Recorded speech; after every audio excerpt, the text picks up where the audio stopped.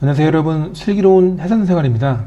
오늘은 조금 특별한 이야기를 해볼까 합니다. 선물 거래를 하시는 분들이라면 누구나 공감하실 만한 내용인데요, 바로 우리의 거래 심리에 관한 이야기입니다.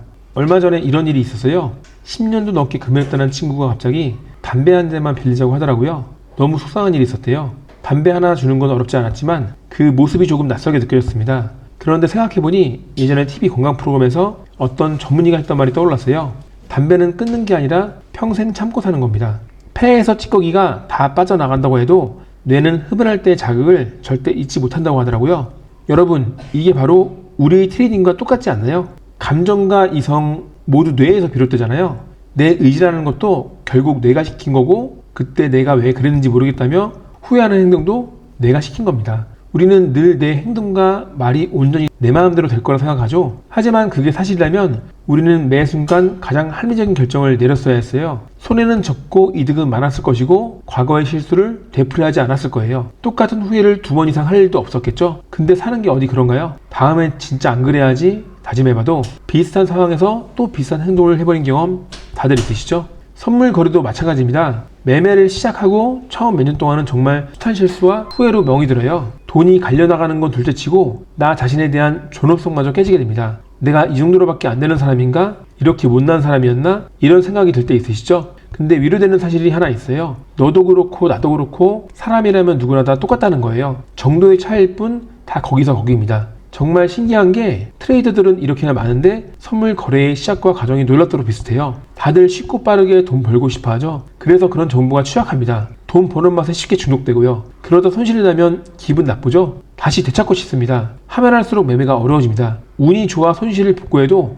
떠날 수가 없어요. 잘하다가 엎어지고 잘 지키던 원칙도 정기적으로 어겨먹고 반성하고 다짐하고 무한반복입니다. 경험이 좀 쌓이고 나면 어떻게 될까요? 다행히 뻘짓의 빈도가 점점 낮아집니다. 하루 단위로 갈팡질팡 하던 것이 주 단위로 다시 월 단위로 서서히 줄어들죠. 언젠가는 제법 마음의 고요가 찾아옵니다. 이제 고생할 일은 없겠다 생각하게 되죠. 하기야 그동안에 내가 겪은 게 얼만데 같은 실수를 또 하겠어. 또 그랬다가 내 손에 장을 지진다. 근데 기어이 장을 지지게 됩니다. 어쩌면 영원한 평화는 없을지도 몰라요. 아까 말씀드렸듯이 담배는 끊는 게 아니라 평생 참으며 사는 겁니다. 언제 어디서든 다시 담뱃불을 붙일 가능성이 존재해요. 트레이딩도 마찬가지예요. 아무리 심리적으로 안정됐다 해도 예상치 못한 순간에 예전 거래 습관이 다시 튀어나올 수 있습니다. 수많은 변수가 존재하거든요. 한 가지 상황을 가정해 볼게요. 고생해서 이제 겨우 편안한 트레이딩을 하고 있는 분이 있습니다. 어느 날 직장에서 불쾌한 경험을 하고 퇴근했는데 집에서 사소한 일로 배우자와 말다툼까지 하게 됐어요.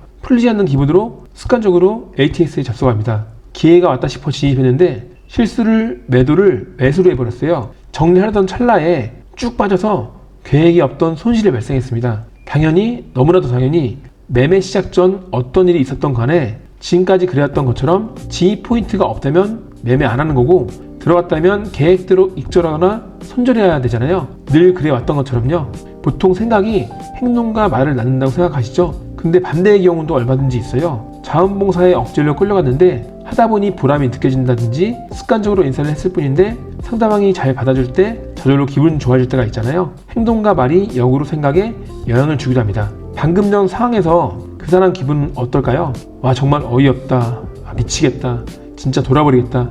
입 밖으로 내뱉은 질 나쁜 언어들이 머리를 오염시키고 그것들이 행동으로 표출되면서 폭주하게 됩니다. 물론 일상적이지 않은 거래 형태가 튀어나오는 게 반드시 이런 조건이 맞아떨어져야지만 발생하는 건 아니에요. 나도 모르게 저질러버리는 경우도 많아요. 아무 이유 없이 이성적으로 생각해봐도 이보다 더 악조건인 상황에서도 잘 참고 잘 지켰는데 어제는 내가 왜 그랬을까 싶을 때가 있습니다. 나름 업계에서 유명한 트레이더들이 소리 소문 없이 사라져버리거나 세상을 등졌다는 소식을 들을 때가 있어요. 저는 그게 항상 궁금하더라고요. 갑자기 왜? 물론 큰 손실 때문이라는 명백한 이유가 있었겠지만 그동안 전혀 손실 없이 거래하지는 않았을 거예요. 손실 제로의 트레이딩은 없습니다.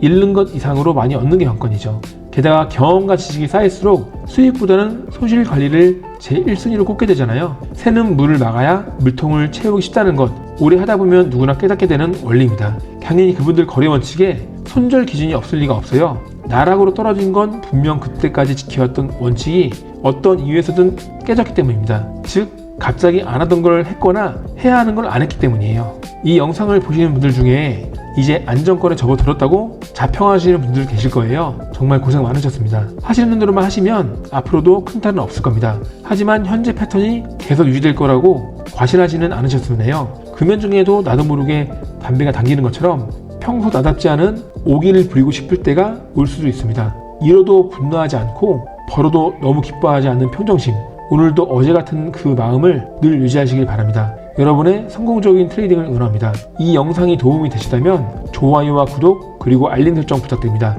다음 영상에서도 실질적인 트레이딩 팁으로 찾아뵐게요. 감사합니다. 슬기로운 해선생활이었습니다.